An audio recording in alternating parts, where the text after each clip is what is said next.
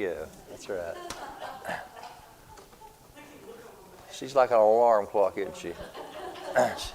She wake you up like that, Brother Tim? She says, good morning, Brother David? No, it's Brother Tim, right? All right. Right. Looks like it worked. He looks like he's pretty well awake. All right, everybody else awake? All right, good morning. So can you hear me all right?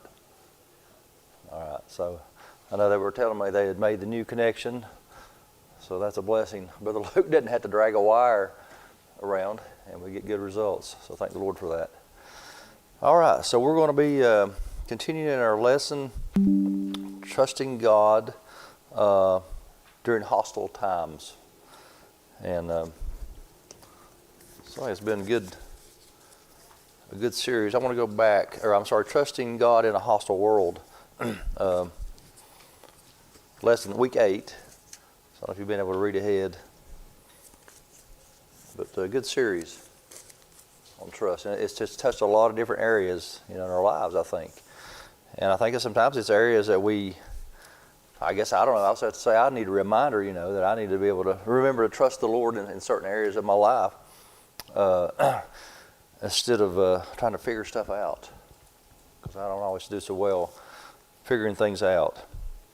So we looked last week, we initially talked about what kind of set the stage for Moses, and that was what his parents did.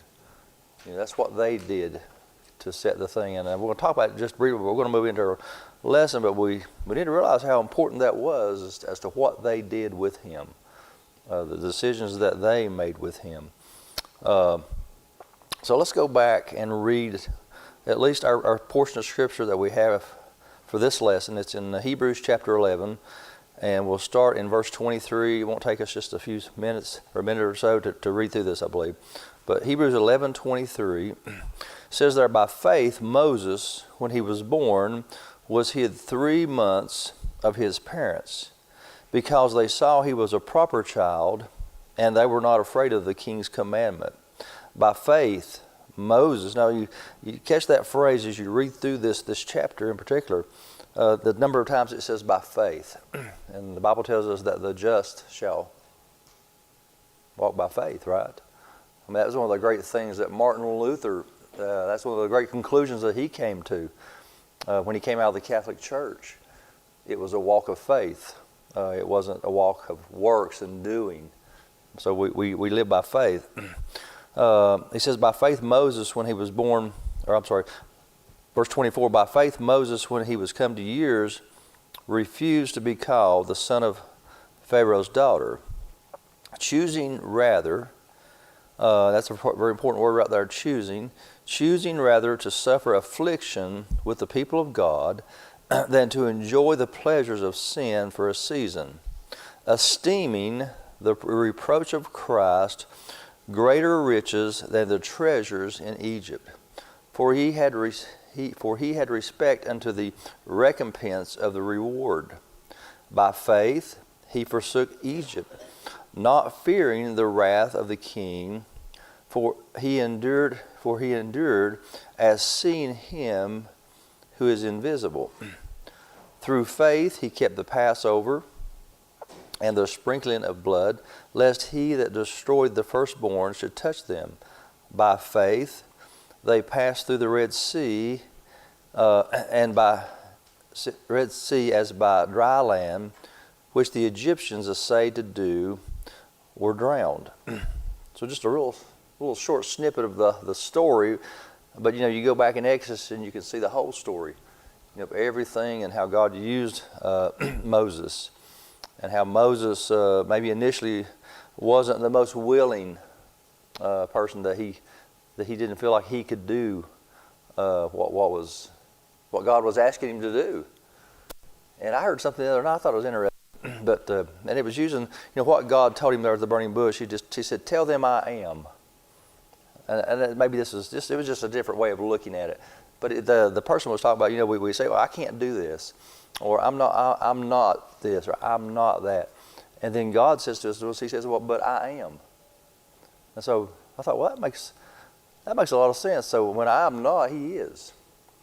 So that should be uplifting to us, that when we know that. But we're going to talk about we talked last week about his parents, how they chose to surrender. And I was thinking about that this morning. So I don't know, with our girls, I wasn't long, they were little, we had a dedication for both of them.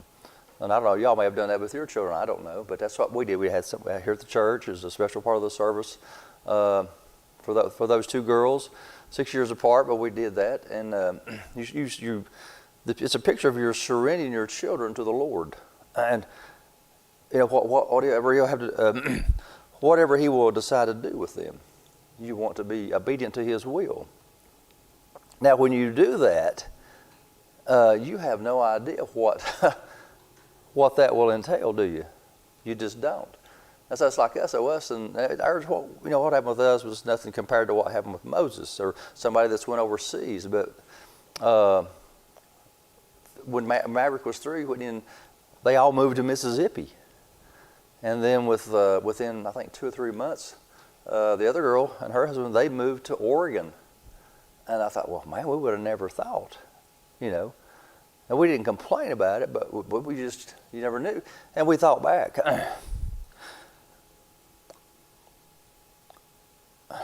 We thought back to that time. I thought, well, okay, that's what we agreed to, and it worked out. You give them up, and he gives them back. So again, I hate when I do this, but it's just who I am. But he gives them back, and that's the same thing that happened with Moses. They surrendered him, but yet God gave him back, didn't He? Because we know who took care of him, don't we? His own mother, Miriam. She became his nurse. So you don't lose them. You can look through the Bible. I like to think about the story of Job. He lost everything, all his belongings, his possessions. But there in the last chapter, it talks about all the things that God doubled. And He did not double the children, did He? Because He didn't lose them. They were just in another place. He gave him more children, but He didn't lose them. And that's what Moses' parents, they did. They surrendered that child to Him. So I think that's a very important. It's that the parents, we as parents, we lay a foundation. So it is important. It is important what we do with our children at whatever age. If they're under our roof, we have a little bit of authority. That was my dad's rule. He said, if you live in my house, you go with my rules. And rules aren't always just some harsh, you're going to do this, you're going to do that. It involves guidance too, doesn't it? That's a form of rules. So we have an influence. We have an influence even over our grandchildren. Also, and how their lives will play out. So I thought that was just something for me to go back to. I thought about that this morning. How things work out. So we'll go ahead and start back with our lesson. We talked about how that Moses' parents chose to surrender. And I think we left off on, probably in your book, the portion where it talks about how that faith surrenders to God in confidence. And I don't know about your all's book, but my lesson book is that word confidence is underlined. And that's something that we can do because we have to trust the Lord, don't we? So we can surrender to the Lord in confidence and knowing that we may not understand what He's going to do, but by faith, knowing that He's going to do what's right. And that's a big key, isn't it? Is knowing that He's going to do what's right. It's not understanding it. It's trusting. So there'll be a lot of things happen, and I'm sure there were a lot of things that happened in the life of Moses and his family. They didn't understand. Why was he allowed to be even raised the way he was raised? And but he understood. He understood the Egyptians, didn't he? He understood their culture. God made him the perfect individual to be used for the job he wanted to be done. And he was it. So God had brought him along, and I think he does that with all of our lives. He brings us along, and we don't even know it. You know, and I told you all I wouldn't speak in public for nothing. And I still get nervous, you know, but years and years and years ago, before I was married, I sold Kirby vacuum cleaners. Y'all can't believe that, can you? And I had never spoke in front of anybody. But I tell you what, when you get in somebody's home, you're it. You're the star of the show. You got to talk. So I had no idea that God would use something like that to help me to be able to kind of get up and speak in front of people. But he takes the most unsuspecting things in their lives and uses them. So I believe he had prepared Moses in his life, and all the others through the scripture. You'll find how God prepared them for what he had them to do. So the faith we talk about there that where Moses chose to surrender to God in confidence. We talk about how not only does faith choose to surrender to God, it also does it in confidence in God's power, in his ability to sustain a person, and in his sovereign control over everything. And one of the things you could narrow it down to is simply they knew that God's power was greater than Pharaoh's. And sometimes you look at a situation and you think, well, we're overpowered. We're overrun. But yet you have to stop and think, well, no, we're not. If God be for us, who can be against us? We have to think about it. Think about those things that way, I think. And think about prophecy. I mean, my understanding, there's going to be a time when it's going to look like Israel it's over for them. It's going to appear that they're going to be just wiped out, and then God's going to intervene. So we know these things, and we can have that confidence that God is going to do these things. So I know that's a big, broad look, but away from our lesson maybe, but I think that's the look we have to have. 2 Timothy 1:7, I think we read this, but it says, "Therefore God hath not given us the spirit of fear, but of power and of love and of a sound mind." I think we went into our next portion, but our lesson talks about that we may never fully understand the greatness of faith that Moses' parents exercised when they confidently surrendered to God instead of to Pharaoh. But their choice changed Moses' life and influenced generations to come. So that's true, isn't it? And then we are in the same boat. You know, and we have folks over at the Brookdale that have no children of their own, but they have had an influence on other children. I remember a lady, Miss Hillman, had no children of her own, but she had, I think, nieces and nephews. And just by talking to her, we knew that she had influenced their lives. And as just a sweet, wonderful Christian lady. And that's been 20-some years ago when we first started going over there that we knew her. I don't know if you all, I think maybe been even prior to you all being there. This was probably in 2002 when we were going. But I still remember her, what the influence she had. So it's long lasting, the influence that you can have. And I tell people, even you may not have children, but you still have an influence on them or on other people's children. So we move into our next portion of our lesson, and it's this. It's how Moses personally chose to suffer. So I think Moses didn't go into this totally blind, but I also don't think that Moses went into it knowing all the details. And I think that's how we are also. We go into things, we don't know all the details, but we know it's what we should do. You know, I always like to think of the example when they were going to build the walls there around Jerusalem. Ezra and Nehemiah, you know, they built the temple first, and then they built the wall. And Nehemiah, you know, remember how he went out? He went out at night. He went out at night to survey the walls. And I always thought about that. Why did God send him out at night? I think God wanted him to see just enough. He didn't want to see how big the job was, because he would have probably scared him to death. He would say, we can't do that. So he let him see just enough. So I think God does us that way. He lets us see just enough to trust him. And that's just my way of thinking about that. But Moses, he made a choice himself. He made that choice. He had to make his own decision of faith. Now his parents have done their part, and now he is going to do his part as a grown individual. The question is asked: would he now, or would he be part of the household of Pharaoh? Would he choose to enjoy the luxuries of the palace, the wealth, the status, the privilege, the power, or to identify with the people of God? So that's a big choice, wasn't it? I can have all this. What did the devil take the Lord and tempt him with? He said, if you just bow down and worship me, I'll give you all these things, all these kingdoms, all these things. So it's the same thing. He tries the same thing with all, maybe in just different forms. So he could have taken, I put in my notes, he could have taken the path of least resistance. That's one of my email quotes. Taking the path of least resistance makes men and rivers crooked. I can't remember who said that. I've got the writer of it, but I thought that's true. Taking the path of least resistance does make men and rivers crooked.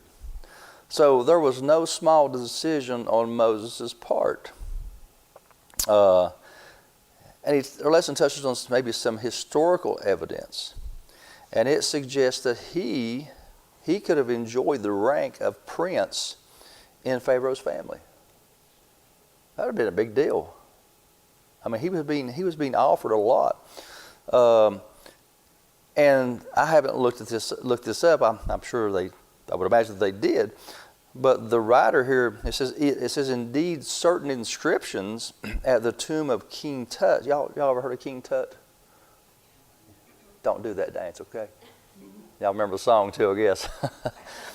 But certain inscriptions at the tomb of King Tut imply that Moses could have even been considered a pharaoh himself. That's pretty big, isn't it? I mean, he was brought into the family. He was part of the family. But instead, Moses chose to identify with God and to suffer for him.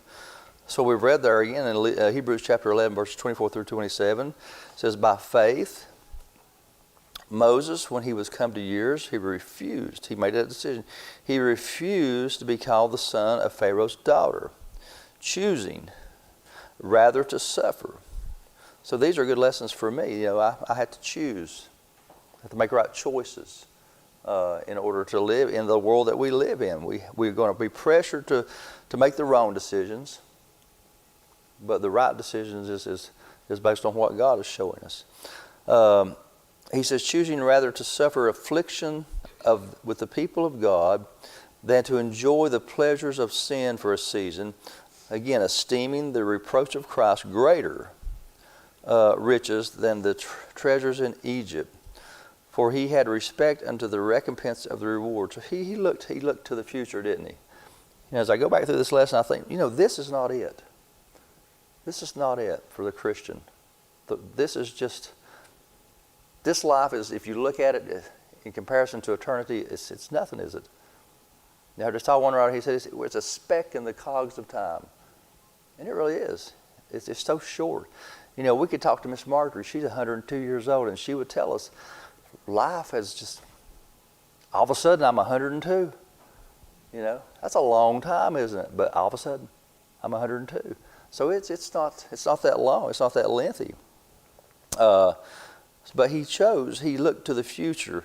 He had respect unto the recompense of the reward. By faith he forsook Egypt, not fearing the wrath of the king, for he endured as seeing him who is invisible. So again, it's that by faith is, I think, one of the key statements there. He chose to identify with God. Often in Scripture, Egypt is a picture of, it's a picture of the world, isn't it? It's a picture of the pagan world. It's a picture of the powers of this world and all that goes with it, all the different belief systems that are not of God. So again, that's what it's a picture of. It's the hostility of the things to the things of God. And so it represents a culture of sin and separation from God. And that's what Egypt is a picture of. And our lesson asks, it says, imagine being Moses living in ancient Egypt as the adopted son of Pharaoh's daughter, facing the pressures to conform to the ways of such an evil society. And Moses could have easily chosen to go along to get along. Y'all heard that, haven't you? Just go with the flow. Don't make waves. Everybody's doing it. And we hear those things. And people haven't changed, have they? And there was people that would have said that to Moses. Just don't make any waves. You've got it good. Well, that's the easy path, isn't it? But it's not always the right path. So he could have go along to get along, but instead he made a decision to publicly identify with God and His people. So this also points to us as the church. As Christians, we too are called to identify with Christ. And we are, aren't we? The name Christian means Christ-like. And so we are to be Christ-like. We are to identify with God rather than the ungodly aspects of our culture. And we learn from Moses what that choice looks like. So we will learn that Moses refused to identify with the world. So he decided he would not locate his identity with the world. He refused to be called the son of Pharaoh's daughter there in verse 24. So what's he doing? He is rejecting the social status. He's rejecting the political status. He's rejecting all the possessions that he could have. He is forcing himself into poverty at its lowest level, essentially. He's going from somebody to, in the world's eyes, to nobody. A lot of times that's how the world looks at Christians. They look at, well, they're nobodies. What have they accomplished? Look around the wall, all these missionaries. I mean, what? Never see them in the paper or anything. Never hear anything about them. But I think when we get to heaven, we'll hear some things, and we get little glimpses every now and then of great things that are going on. But in the world's eyes, they're nobodies. But in God's eyes, they're somebody. They're somebody that's being obedient. So in doing so, he explicitly rejected the social status, the political power that would have been available to him. He rejected, I think this kind of boils it down, he rejected the pagan worship of Pharaoh's household. And if we're worshiping anything other than God, I think we could put it in that category as pagan worship. It's not of God. And so that to me, that sums that thought up. But we go back to something I think we talked about a little bit last time, but it talks about how that even today Christians in America are faced with choices, and this is very true and becoming more and more true, that if they identify as Bible-believing Christians, they may be passed over for a promotion or for a salary increase. Some people have lost their jobs for their Christian faith. We hear that more and more, don't we? More and more because we have news that's instant. But we hear more and more about people losing their jobs, their positions, not being chosen because of their faith. We think, well, we'll see it coming. We'll see these things happening. But they come in gradually. How does the thief come? They don't go, we're going to be at your house next week. No, they gradually come in. And before you know it, they're there. And we're seeing that, I think, today. We're seeing this Islam, how it's coming in to our nation. Very quiet at times, but it's moving. And it's things that we need to be aware of in our own lives. So again, he refused these things. And as Christians in America, we are to refuse certain things in our lives also. We have to remember that who our ultimate judge is. And who is that? It's God.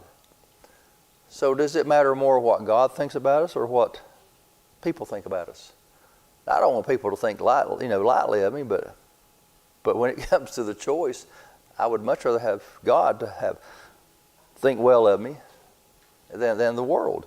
And that's part of the choice that Moses had to make. But it fits right into our lives today. And I think it's that all age groups were pushed to make decisions. We need to remember who the ultimate judge is. Psalm 75, verses 6 and 7, it says, "For promotion cometh neither from the east, nor the west, nor from the south. But God is the judge. He putteth down one and setteth up another." And He is the judge, isn't He? He is the one that brings one down and brings the other up. God has His hand in matters, and we don't always see those things. Our lesson gives a lot of good examples, but he says here that Christians in nearly every profession and secular educational institutions are being, here it is again, because this is the big thing of this time, are being pressured to display public support for the LGBTQ agenda. And they are. It's just a fact. Now the company I work for, they've kind of quietened down. They never, at our particular facility, but it's a big deal. It's a big deal, these things that are being pushed on businesses. And that flows down into to the people. But they're being pressured to display public support for the LGBTQ agenda, whether it's an instruction to wear a pride lapel pin or a strong suggestion to include the preferred pronouns in email signatures. So I mentioned that last week. I'll get emails and I'll read their name and they got he, him, or she, her. And I'm thinking, I don't know. I don't have any pronouns. Sorry. If I ever put one, I talked to one guy. He said he doesn't. And he said, if anything, I'll put. He does. He has Mr. for his. So I'm just But that's just some of the pressures is to accept these things. To include preferred pronouns and email signatures, Christians are increasingly being placed in situations where their biblical convictions clash with cultural expectations. And I'll say this, and I taught my girls this. I think it's the right way to teach them. I totally disagree with that lifestyle 100%, but I told my girls, don't be mean to people. Don't compromise. Don't compromise, but don't be mean. Because when you're mean, now I know there's some that are just so radical, you just have to go away. But you'll lose your opportunity to be a witness to people when you do that. So have to be very careful and don't compromise. Don't agree with it. And I've worked with people, and I've had people work for me when I was in positions of leadership there. I had people that in my teams, and they had told me this was their lifestyle. I treated them the same, with respect, but never did once agree with their lifestyle. So we have to be careful, but we don't have to be accepting. We don't have to compromise our own faith for what we are. Does that make sense? That's what worked for me. And that's what I always told my girls. So in whatever form the pressure comes, Christians today can learn from Moses or his stand of the past to refuse to identify with the pagan cultures and choose to identify with God. And we should. And I think we should always come back to that thing. God's the judge. You may not like my opinion and my faith, but I'm not going to answer to you ultimately. I'm going to stand before you and give an account. That's what it boils down to, isn't it? I'll have to give an account, and every one of us, to God Himself. That's who counts.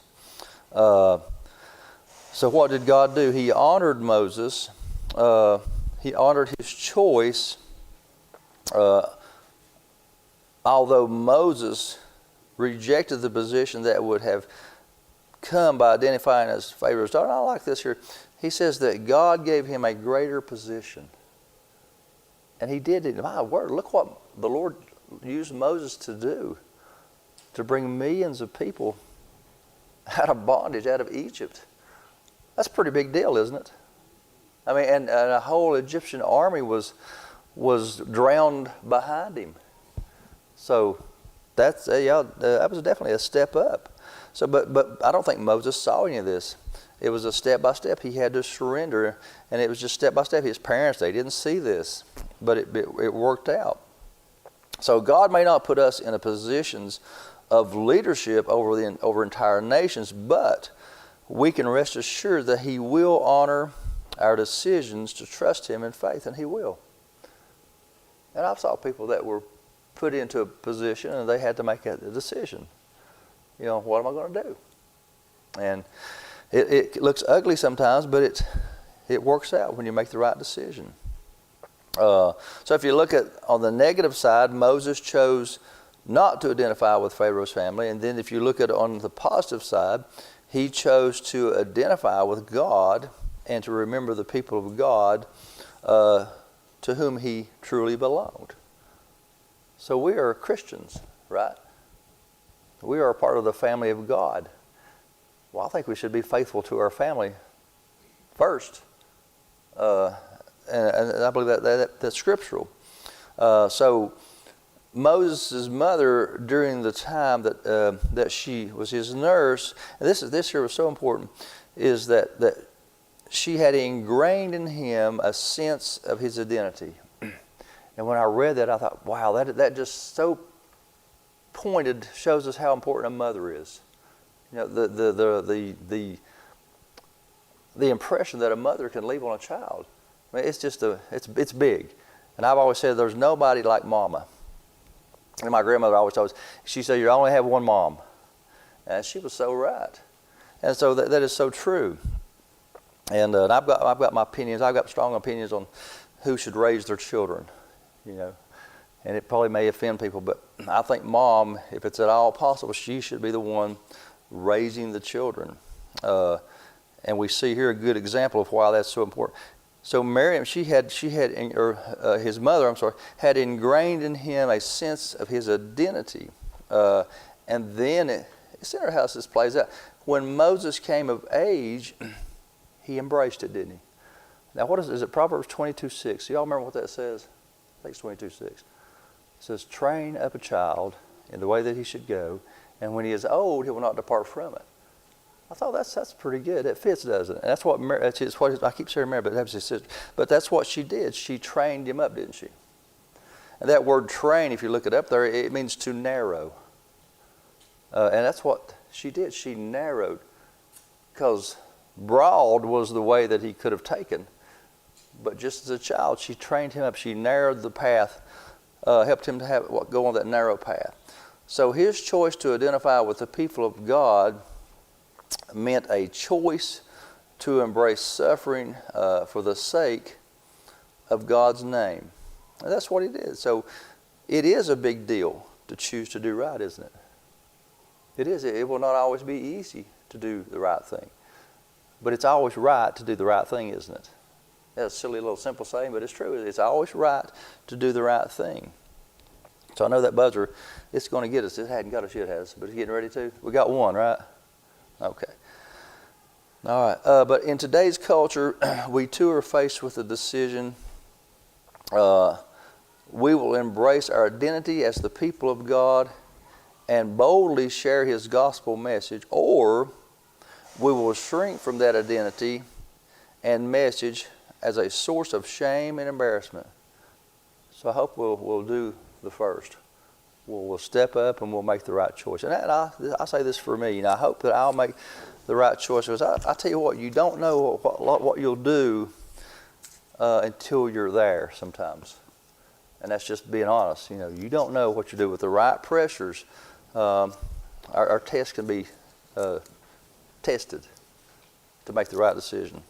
So don't never say, I would never do that. Because you're tested, then you find out what you would do or you wouldn't do. So I think it's a good lesson series. Lord willing, we'll continue next week. I know we're kind of slow, but we'll get through it. Appreciate you all. Thank you all.